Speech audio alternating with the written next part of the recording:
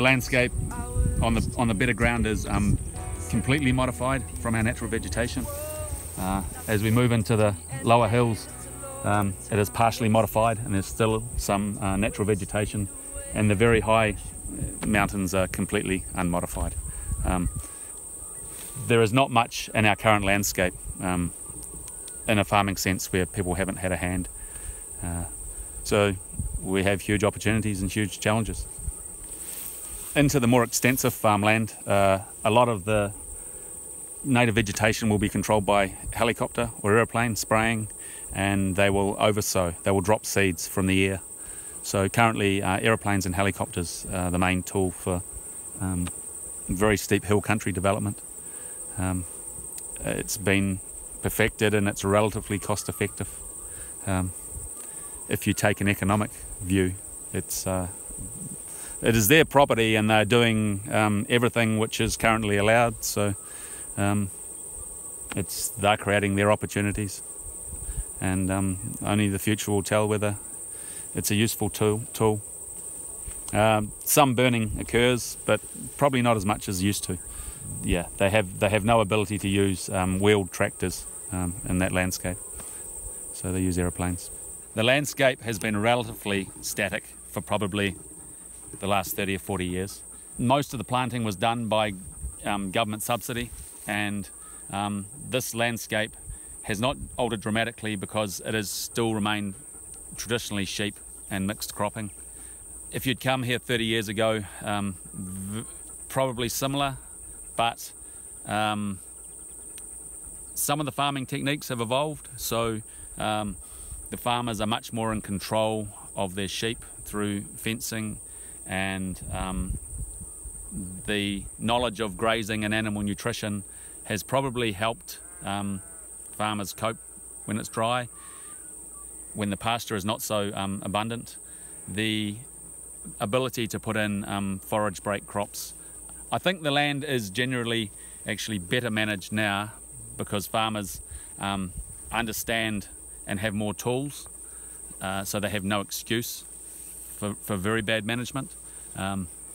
This area has missed out on, rather luckily, large-scale irrigation, which is a huge change in the landscape. So this area is a pocket which is very fortunately still surviving and still using some more traditional techniques. Where economic opportunity has arrived through irrigation, people take bulldozers to the landscape.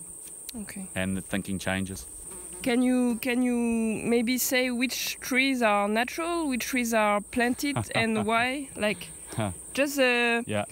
Are those trees useful? Just how do you, when you look at the trees, what do you think? There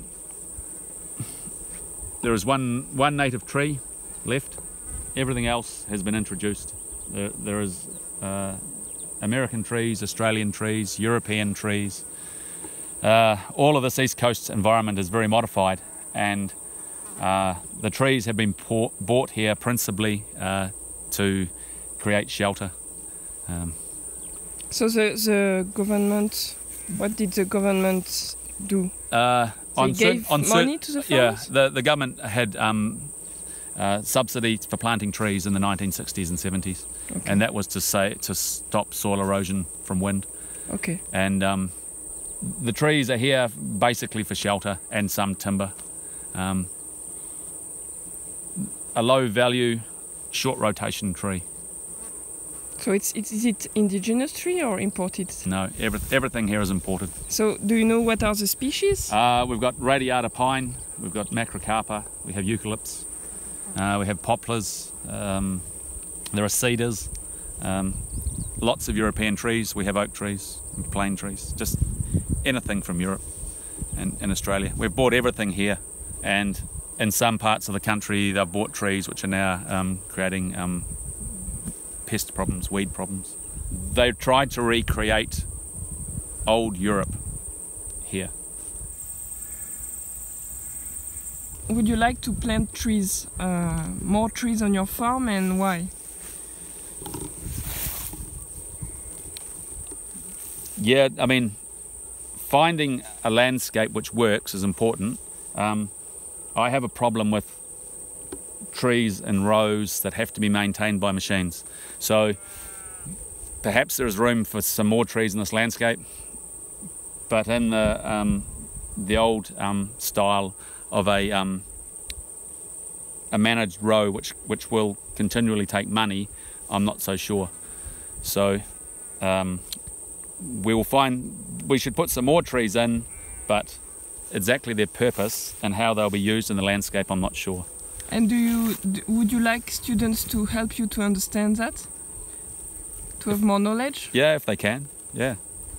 Yeah. I mean, examples from Europe would be useful. In the context of New Zealand. Yeah. It's necessary for us to perhaps farm our farms at a deeper level than just our grassroots systems. So how we introduce that to the landscape is something to learn. We have to put vegetation back, which adds to our economic base and still performs at an ecosystem function and a catchment level. And perhaps our native species may do that. But at this stage, I'm unsure of the best way to put trees back in the landscape, which strengthens in a holistic way, not just biodiversity or natural biodiversity just for the sake of it. Doesn't necessarily strengthen my business or help anyone else, and could just be a drain on resources. It's a very long-term goal. I think if you put nature species, it helps human, but it's very, very easy to destroy biodiversity and vegetation. We're very, very good at it, and to put it back cost effectively is a very difficult challenge. The examples from our history are: we take a piece of land we have a problem with and we plant it all in one species and we recreate a monoculture, but it doesn't necessarily solve a problem. It shifts the time scale and creates a problem further down. Very looking forward to French students with good brains that'll solve my problems and their teachers laughing.